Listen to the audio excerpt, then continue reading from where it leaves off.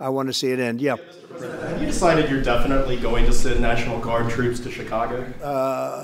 I didn't say when, but the answer is, look, Chicago's very interesting because I watched Pritzker get up and say about, we don't need help, we're safe. But 2 weeks ago, they had 6 people murdered, and they had 24 people hit by bullets. Last week, as you know, it was 7 people, 24 people hit, and 7 people died. And then over the last 2 days, that was the crown jewel. They had, I guess, 9 or 10 killed, and 50 hit with bullets. And you have this governor get up, who's a terrible governor. Probably he and Gavin Newsom would be probably the 2 worst and most naive. They're naive. Either they're naive or they're very untruthful. And he'll say, we don't want any protection. We don't need. So in the last 3 weeks, he's lost almost 20 people killed. There's no place in the world, including you can go to Afghanistan, you can go to places that you would think of. They don't even come close to this. Chicago is a hellhole right now. Baltimore is a hellhole right now.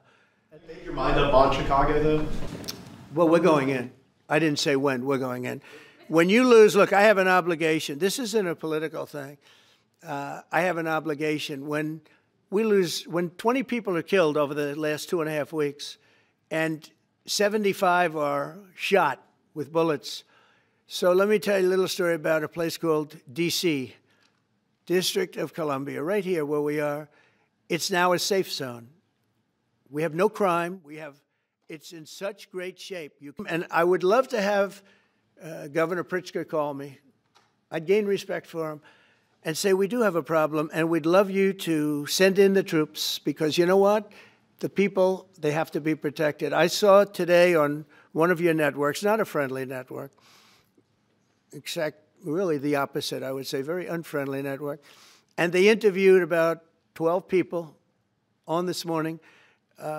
Most of them were African American, they were black.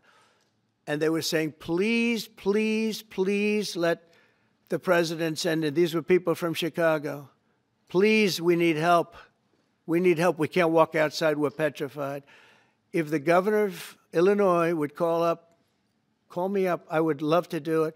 Now, we're going to do it anyway. We have the right to do it because I have an obligation to protect this country. And that includes Baltimore. I saw where Governor Moore was asking me to take a walk down the street of Baltimore. Well, Baltimore is a very unsafe.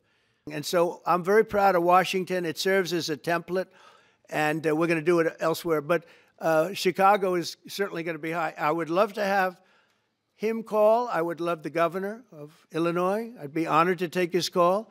All he has to do is say, sir, we need help. It's out of control. And everyone knows it is. He's not kidding anyone. I would love to have, I would say, Governor Moore call, because I watched him over the weekend trying to explain that Baltimore, what they need is housing.